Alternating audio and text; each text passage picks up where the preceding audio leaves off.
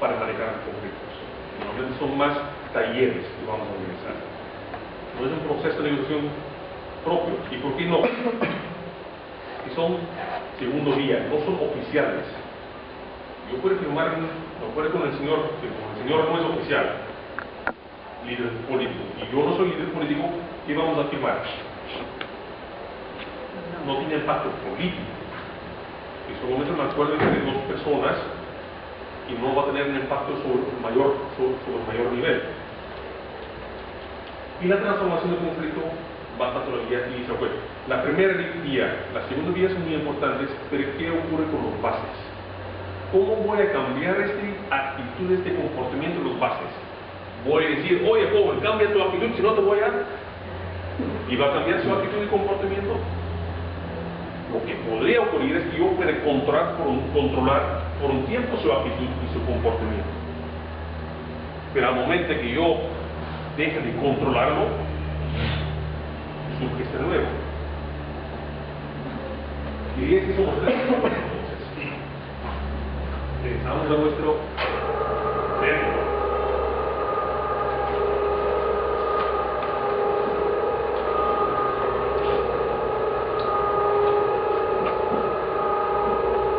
Es la primera vía, la vía política.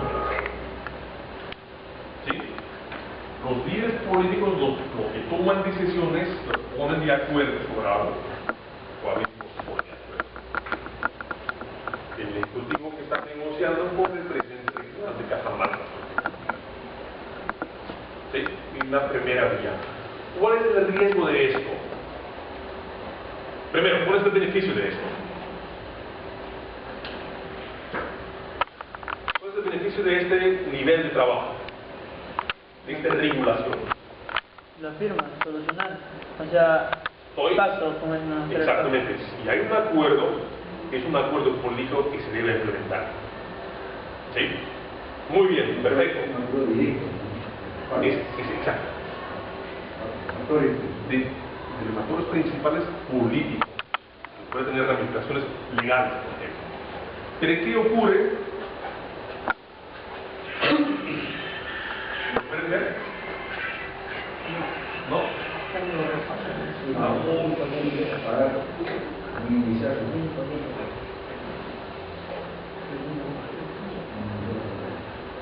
¿Mejor? Sí.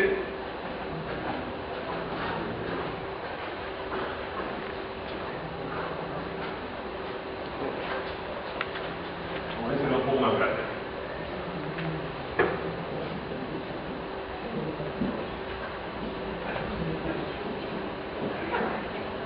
Ustedes son líderes políticos que van a firmar un acuerdo.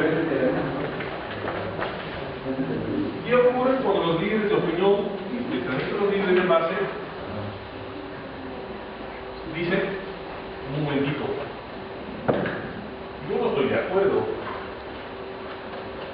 Lo que están diciendo ustedes es una tontería. Yo no estoy de acuerdo. Los bases dicen a los políticos, no estamos de acuerdo. ¿Qué va a pasar con este acuerdo? Va a caer. No se llega a un acuerdo. No, el acuerdo ya está. Allá. Los políticos ya tienen un acuerdo. Y los bases dicen, no estamos de acuerdo. Desconocen el acuerdo. Es muy probable que este acuerdo va a caer en el tiempo.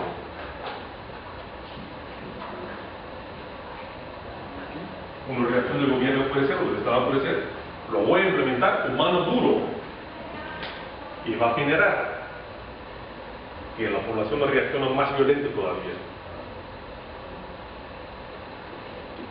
Es lo que nosotros llamamos el problema de reingreso.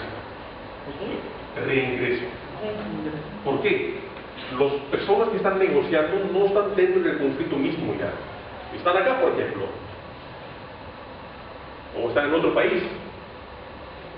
Y quizás se conocen mejor y ya sean mejores amigos y dicen, acá, resuelto, entre amigos. Pero cuando regresen a su país, a su comunidad, ya no es lo mismo. Y la población dice, ya no te entiendo, esto no va a ser la solución, y la cosa cae. En base a este problema surgió la resolución del conflicto como segunda vía, la vía que hizo un movimiento. Este es esencial, pero a veces es necesario empezar en este nivel, líderes de opinión. Líderes de opinión son estas personas que entienden perfectamente a los líderes políticos y entienden perfectamente a los líderes de base. Y tienen un interés en resolver el conflicto de forma pacífica. Una bisagra. Exactamente. Y hay ejemplos muy importantes de este. Y uno de los ejemplos a nivel internacional, que casi siempre se utiliza, es el caso de Perú y Ecuador.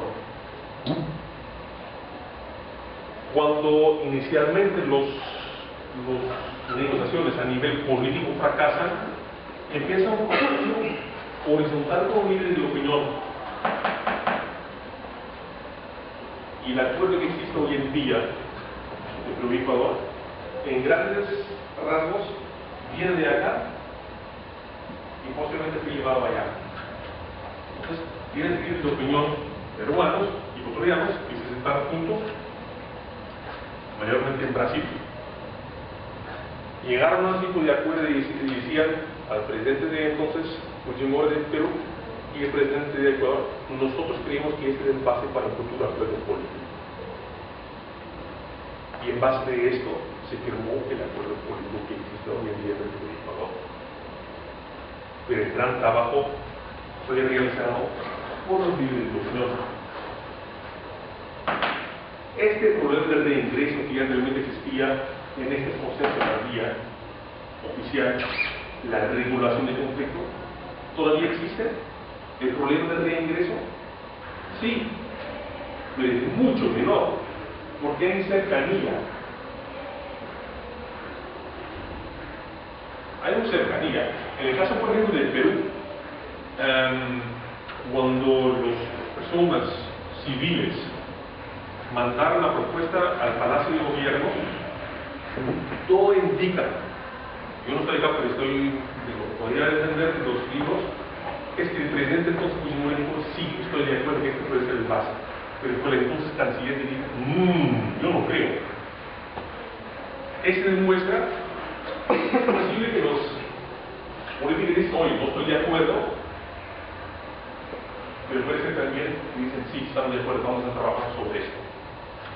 No sé si me deja entender. ¿Sí? ¿Cómo se trabaja de esta forma? Normalmente son talleres donde invitas personas a veces que los gobiernos ni saben. Hay algunos jóvenes que probablemente no van a recordar los acuerdos entre Palestina, bueno, no de Palestina, de Yasser Arafat, Israel. Empezaron en Oslo. Un académico, un profesor de una universidad en Oslo que dijo, yo voy a invitar diferentes personas de Israel y diferentes personas del lado de Palestina.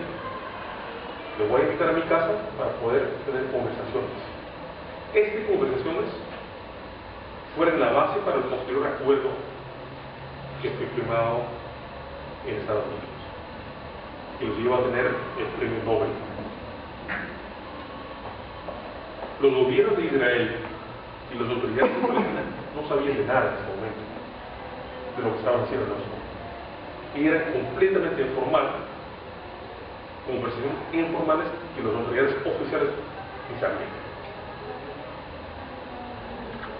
Pero están trabajando con líderes de opinión. Me pregunto en el caso de Iponga, ¿no podría haber sido una opción? En vez de seguir trabajando con una autoridad regional que dice no quiero, si no quiere no vas a avanzar.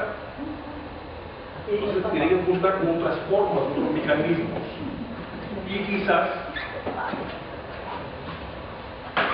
este podría haber sido un mecanismo. ¿Quién es un líder de opinión que está en este corriente, si lo quieres llamar ambientalista o como sea, que se oponen al proyecto Conga y a los proyectos mineros?